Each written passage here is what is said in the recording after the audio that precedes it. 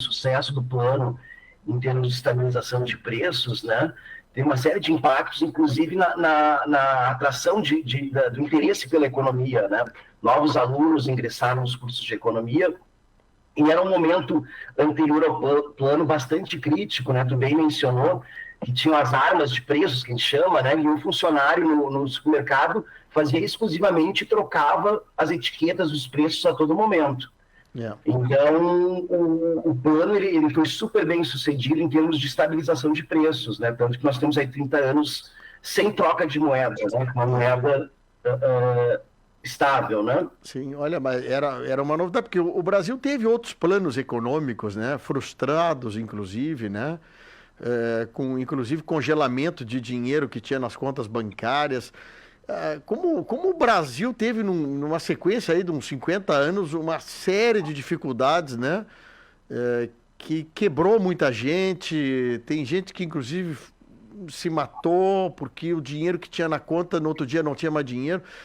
Como foi desafiador para nós brasileiros conviver com isso, né, professor?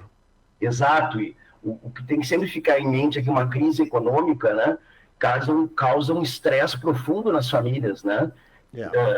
Questões psíquicas podem emergir, né, disso, então são situações realmente dramáticas. Exatamente. E, de fato, nós tivemos diversos planos econômicos anteriores, né, como, por exemplo, o plano cruzado, foi um plano importante que não deu certo, né, em termos de estabilização de preços, né? Mas notem que na academia, naquele período da década de 80, existia uma disputa entre dois modelos, né? Você sabia que a inflação brasileira tinha um caráter inercial, ou seja, que algum choque localizado na economia em termos de preços, ele se propagava rapidamente para o restante da economia, e essa inflação não baixava, ela seguia a tendência. Então, duas propostas foram criadas, né? Uma delas pelo Chico Lopes, um economista lá da PUC-Rio, que era o congelamento de preços, né? E que os planos da década de 80, em geral, usaram congelamento de preços. Então, era anunciado numa sexta-feira, em geral, que os preços seriam congelados, de forma abrupta, né? Então, o que acontecia é que muitas vezes essa informação vazava.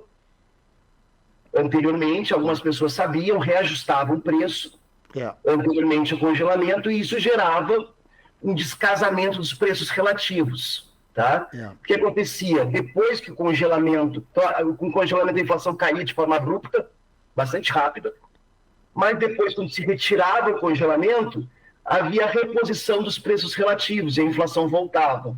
Exatamente. Eu me lembro de aqui na nossa região, professor, tem gente que vendeu propriedades rurais, 10, 15, 20 hectares ou mais até, botou o dinheiro na poupança para viver de renda. No dia seguinte ele não tinha mais o dinheiro disponível. Outros foi a questão do gado, da carne bovina, que simplesmente sumiu o gado do campo, né? Por causa do congelamento. E eu me lembro de repercussão, inclusive nós fizemos uma gincana que teve em Camaquã, aqui o nosso grupo fez uma peça sobre o gado sumiu, o boi sumiu do campo, mas era bem isso, congelar uma coisa na marra acaba dando um desdobramento muito pior depois.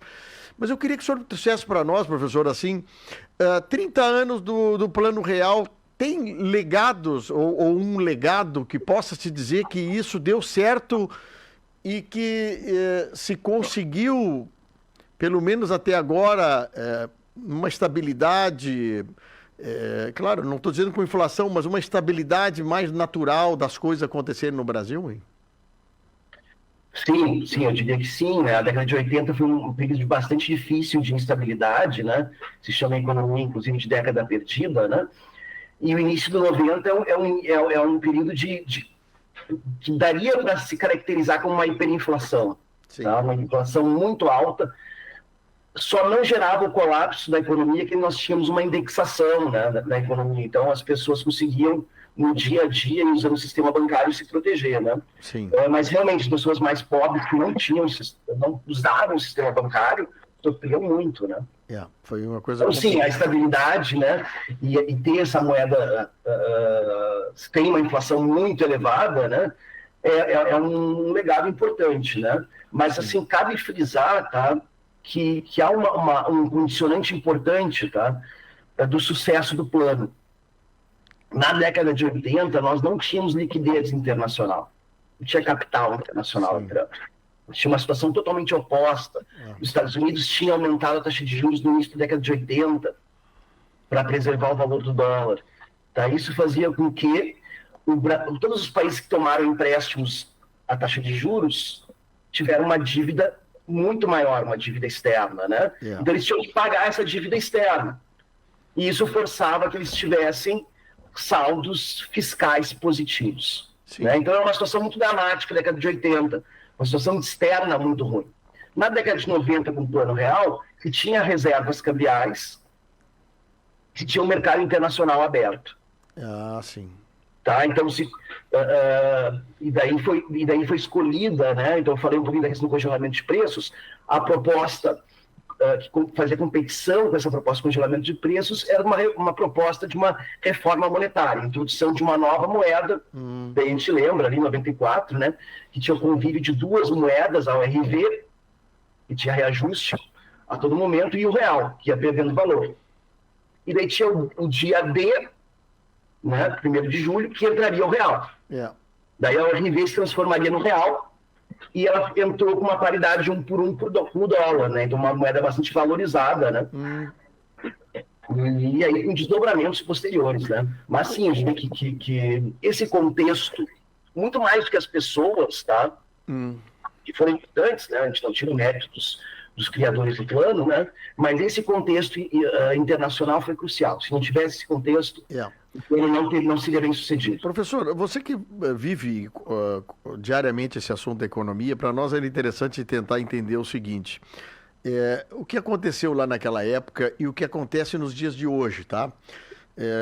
E há uma percepção, assim, dos governos que passaram de lá para cá, vários presidentes, vários ministros da economia, vários presidentes de Banco Central, algumas coisas, independência do Banco Central, tem uma série de coisas que a economia foi evoluindo, né? Mas ainda há uma percepção de algumas coisas, assim, do custo Brasil em relação à manutenção dessa máquina toda e, obviamente, gerando juro, pagando juro alto e, ao mesmo tempo, havendo um empobrecimento do trabalhador, em especial o trabalhador, que não consegue botar dinheiro a juro, não consegue rentabilizar o seu salário, há um empobrecimento do aposentado, ano a ano. Como é que a gente pode tirar uma lição, 30 anos para cá, alguma evolução positiva, ou nós teremos que fazer correções, ou já teríamos que ter feito correções para tentar melhorando o nível, por exemplo, de renda do trabalhador? Deu uma cortada, tá? Em alguma ponto da fala deu uma cortada. Eu vou...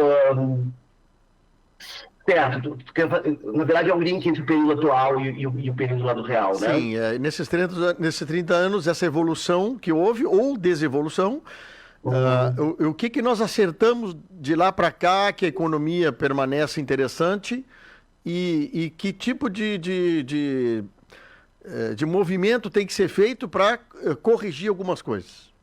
Certo. Tá. Logo na saída do plano, né, houve uma valorização da taxa de câmbio, tá? E essa entrada de capital, né? Então, o Brasil conviveu de 95 até 99 com taxas de juros elevadas, tá? Para atrair capital. Certo. Tá? E nós tínhamos um déficit em conta corrente, e isso provocava o quê? Provocava aumento do consumo.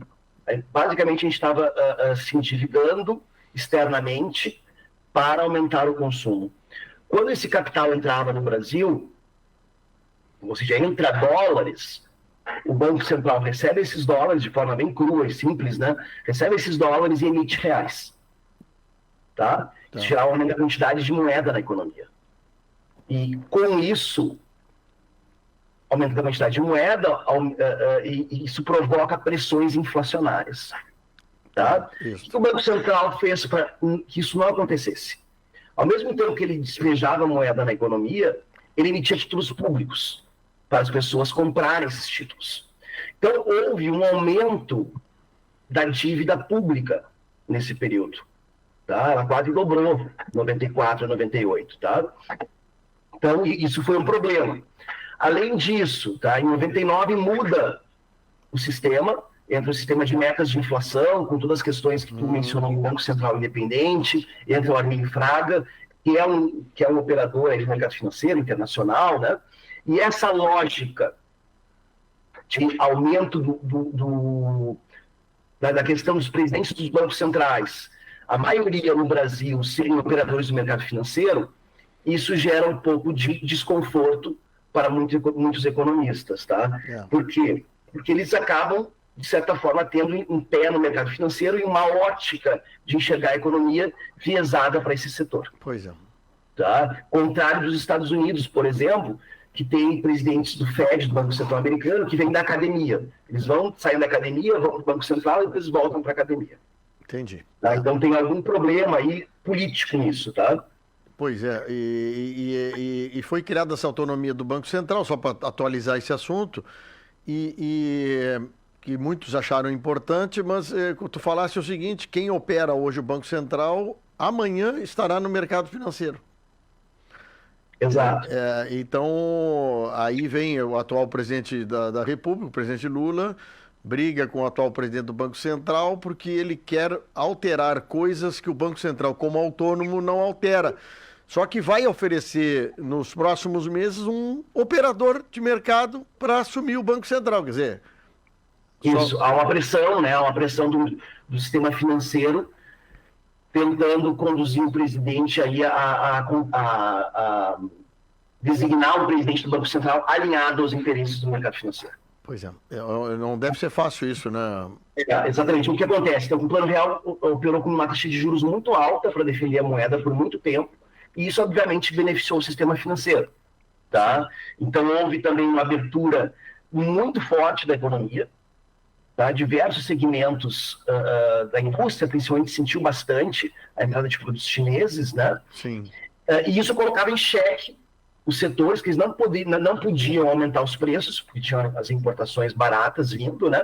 Mas também provocou a falência de muitos empreendimentos, né? Muitos. Então, de certa forma, tá? Dá para se dizer que um pouco essa discussão que se tem hoje de financiarização da economia brasileira, de desindustrialização, tem, pelo menos em parte, o impacto do Plano Real.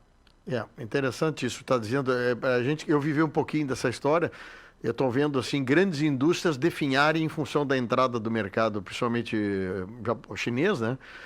E perdemos uma indústria brasileira fantástica na área de confecções. Eu me lembro assim que a gente estou na área de confecção, fantásticas, gigantes indústrias simplesmente definharam, né? E isso acabou minando empregos, regiões que tinham desenvolvimento gigantesco, como Santa Catarina, assim, nessa área, né? Como mudou essa percepção que você estava falando. E aí, professor, há uma perda de renda da população brasileira. É isso que eu quero tentar trazer. 30 anos do Plano Real, e a população brasileira, pelo menos nessa categoria de menos aí de 4, 5 salários, cada vez mais empobrecida, principalmente aquela faixa de quem está se aposentando ou se aposentou. Eu queria te perguntar o seguinte, há uma expectativa disso mudar, ou o senhor acredita que quem, por exemplo, está aposentado, a situação só tende a piorar, hein? Olha, tem que ser otimista, né? Mas, assim, a situação é preocupante, tá? Eu não diria nem para os que vão se aposentar, mas a gente tem uma tendência a ter uma geração envelhecida, pobre e sem aposentadoria, inclusive. Né? Então, tem toda uma questão também de taxa de natalidade no Brasil, que tem mudado bastante. Caído, né? No Rio Grande do Sul, principalmente, né? Então, tem alguns municípios que têm queda de população, né? Muitas pessoas migram dos municípios e vão para a cidade. Então, tem uma série de problemas, né? E aí é que a gente pode fazer o link com o plano, né? O plano foi muito consistente na questão da moeda e da inflação, mas é necessário, e aqui eu bato nessa tecla, pensar o Brasil. Pensar onde a gente quer chegar daqui a 5, 10 anos, né? Quais são as nossas metas? Porque senão o governo fica apagando incêndio e não consegue planejar o futuro. né? Então, essa questão das aposentadorias, sim, né, ela é problemática, né? Há uma desigualdade brutal no Brasil, né? A gente sabe, se você ir na rua, a gente constata isso. Com a pandemia, isso piorou muito, né? E persiste, né? Tem muito morador de rua, né? A gente nota. Isso é bem claro aqui em Porto Alegre, né? Eu te falo essas coisas porque uma entrevista, por exemplo, de economia, como nós estamos falando com o professor, é uma entrevista que ela é extremamente densa e deveria ser muito mais comprida, porque tu vê a reação das coisas que estão acontecendo, né? Isso desdobra, por exemplo, queda de natalidade. Bom, automaticamente menos gente gerando recurso para a aposentadoria futura. Quem está aposentado, Previdência Nacional falida, agora começa o governo federal falar de novo de reforma da Previdência, ou seja, quem ganha o que ganha vai perder, porque a reforma nunca é para melhorar, né, professor? A renda do trabalhador que já está trabalhando, já está em... Daqui a 5 anos, daqui a 10 anos está aposentado, não tem expectativa nenhuma de melhorar. E eu queria conversar contigo no futuro, professor, sobre o seguinte, sobre previdência privada. Será que nós, brasileiros, poderíamos aprender a conviver, ao invés de pensar em previdência pública, pensar em previdência privada? Me dá uma pincelada nesse assunto. A previdência privada, na prática, não teria nada que impediria, né, de trabalhar com previdência privada, né? Essa é uma proposta antiga, né, de tentar reduzir a amplitude da previdência pública, né, trabalhar com apenas algumas faixas e depois o restante seria com previdência privada, né? É uma possibilidade, né? Tem segurança? Bom, questão da segurança. A gente tem, no passado recente, a gente teve alguns casos de fundos, né, que acabaram investindo de forma arriscada e perdendo, né? Sim. Nos Estados Unidos, né, há uma espécie de previdência privada e o que acontece é que, durante a crise de 2008, muitos aposentados perderam, né, a economia colapsou em 2008 com a grande recessão, né, e eles tiveram que voltar para o mercado de trabalho. Né? Então, é algo que é possível, mas, assim, o diabo está nos detalhes, né? Então, a gente tem que ser bem detalhado, né? E tem que ser uma coisa bem minuciosa, porque há riscos, né? A gente sabe que o mercado privado, ele opera com risco maior, e isso não é uma crítica, né? Tudo a questão do empreendedorismo está vinculada a isso, né? Tem ganhos maiores, mas pode ter perdas maiores também. Eu estou com o nosso ouvinte Luiz aqui mandando uma imagem de uma retomada depois de 20 anos, acho que a nova Bolsa de Valores do Rio de Janeiro, que deve operar no ano que vem, né? É bom ter mais outros tipos de ambientes para venda, compra de ações no Brasil, professor? Acho que sim, acho que é bem-vindo, né? O mercado de ações, né, a Bolsa de Valores é importante, tem seu papel, né? Pequenos investidores, né, que, entrando nesse mercado acaba sendo interessante, né? E isso é um mercado arriscado, né? Assim, a gente sempre tem que ter em mente que é um mercado arriscado, né? As pessoas investem, mas tem um risco maior do que outras aplicações financeiras, né? Talvez o mais arriscado de todos seja as moedas digitais, né, Bitcoin, coisas desse tipo, que oscilam ainda mais que o mercado de ações, né? Pois é, aí é risco e risco, né, professor? Bom, professor... Esse risco. A gente está falando com o professor Henrique Morrone, ele que é professor do Departamento de Economia de Relações Internacionais da URGS e da área de macroeconomia. Professor, muito obrigado por esse... Eu vou falar de pílula aqui, que nós tivemos, porque falar de economia, como eu disse, é uma coisa que precisa de tempo para explicar o passado, para poder entender o presente e, quem sabe, o futuro, né? Exato. A política café com leite, que era feita alguns anos atrás, ela parece que ainda se repete, né? Mais assim, sutilmente, né? Mas os mercados onde tem os grandes negócios, ela determina praticamente o que o resto do Brasil Exato, o poder está no centro, né? O poder está no No centro. Sudeste. E nós, nas beiradas aqui, temos que conviver e tentar entender esse processo. Meu amigo, Claro. muito obrigado.